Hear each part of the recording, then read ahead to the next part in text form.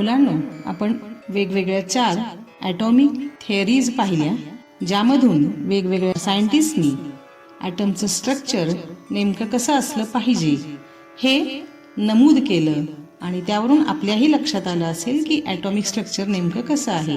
आता आपण डिटेलमध्ये हे ॲटॉमिक स्ट्रक्चर पाहूया. An atom is formed from the nucleus and the extranuclear part. Atom contain 3 types of subatomic particles. Nucleus. The atomic nucleus is positively charged. Almost entire mass of atom is concentrated in the nucleus. The nucleus contains 2 types of subatomic particles, together called nucleons. Protons and neutrons are the 2 types of nucleons. म्हणजेच item 2 भागांनी बनलेला आहे. Central part आहे जो positive चार्जेसने भरलेला आहे, ज्याला आपण म्हणतो nucleus.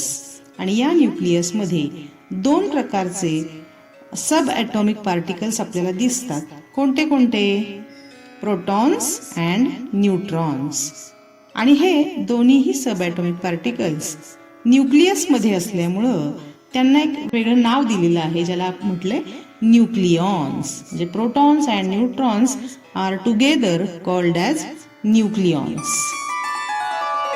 Proton. The proton is positively charge particle denoted by the symbol P. It is located in the nucleus of an item.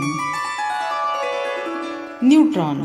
The neutron is electrically neutral, denoted by the symbol N. It is located in the nucleus of an atom. Electron. The electron is negatively charged particle denoted by the symbol E minus. The charge on the electron is treated as one elementary unit of negative charge. Electrons are revolved around the nucleus of the atom in the specific orbits. मुलांनो, atomic structure पाहत असताना central part nucleus आहे, तर 3 सब atomic particles कोणकोणते आहेत आता आपण पाहिले. प्रोटॉन, जे पॉझिटिव्हली चार्ज सब ॲटॉमिक पार्टिकल्स आहेत आणि न्यूक्लियसमध्ये असतात. न्यूट्रॉन्स चार्जलेस पार्टिकल्स आहेत, न्यूट्रल असतात, तेही न्यूक्लियसमध्ये असतात. आणि थर्ड आहे सब ॲटॉमिक पार्टिकल इलेक्ट्रॉन, की जे न्यूक्लियसच्या बाहेर असतात आणि ऑर्बिट्समध्ये रिव्हॉल्व होत असतात आणि जे निगेटिव्हली चार्ज असतात. असे हे 3 प्रकारचे सब ॲटॉमिक पार्टिकल्स या ॲटममध्ये आपल्याला दिसतात. नेक्स्ट कन्सेप्ट आपला आहे atomic number. What is atomic number? The number of electrons or protons in an atom is called the atomic number of that element. Atomic number is denoted by Z. मुलांना तुम्हाला समजलं असेल atomic number नेमका कशाला म्हणायचं? तर number of electrons present in an atom और number of protons present in the atom. म्हणजे काय मुलांनो? तर ॲटममध्ये प्रोटॉन्सचा नंबर जेवढा असतो तेवढाच कशाचा नंबर असतो? इलेक्ट्रॉन्सचा. आणि त्यामुळे आयदर प्रोटॉन्सचा नंबर माहिती असेल तर तोही ॲटॉमिक नंबरच, किंवा इलेक्ट्रॉन्सचा नंबर आपल्याला कळलेला असेल तर तो सुद्धा ॲटॉमिक नंबर म्हणून आपण सांगू शकतो. नेक्स्ट कन्सेप्ट आहे आपला atomic mass number. The total number of protons and neutrons in the nucleus of the atom is called the atomic mass number. It is denoted by A. आता atomic mass number म्हणजे काय? आपल्याला इथं शब्द दिसतो atomic mass. आपण सुरुवातीला काही थेअरीजमध्ये पाहिलेलं आहे की ॲटमचं सगळं मास असतं ते न्यूक्लियसमध्ये कॉन्सन्ट्रेट झालेलं असतं. मग आता न्यूक्लियसमध्ये कोणते सब ॲटॉमिक पार्टिकल्स असतात आपल्याला माहिती आहे, आपण पाहिलंय. तर ते सब ॲटॉमिक पार्टिकल्स आहेत प्रोटॉन्स आणि न्यूट्रॉन्स. आणि म्हणून या प्रोटॉन्सचा आणि न्यूट्रॉन्सचा नंबर, टोटल नंबर म्हणजेच ॲटॉमिक मास नंबर. थोडक्यात न्यूक्लियसचं जे मास आहे ते मास म्हणजेच त्या ॲटमचा atomic mass number.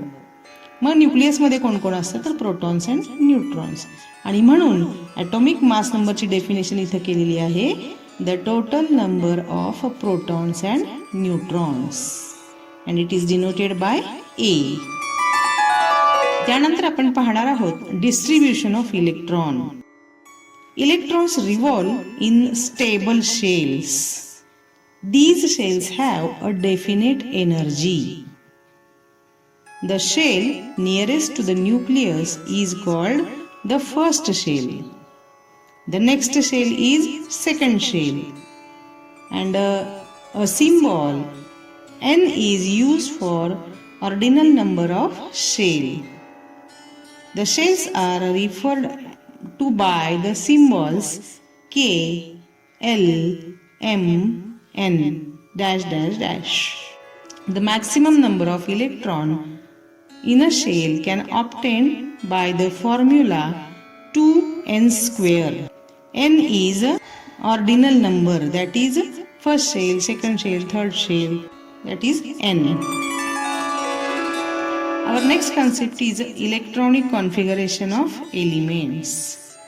The electrons in an atom are distributed in the shells according to their maximum capacity, and the shell-wise distribution of the electron in an atom of an element is called the electronic configuration of that element.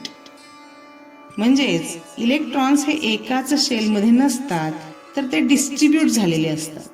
कशात distribute झालेले असतात तर वेगवेगळ्या शेल्समध्ये. आणि त्यांचं हे जे distribution आहे, शेल वाईज डिस्ट्रीब्युशन म्हणजे शेलनुसार विभागणी, त्यालाच काय आपण म्हटलंय इलेक्ट्रॉनिक कॉन्फिगरेशन.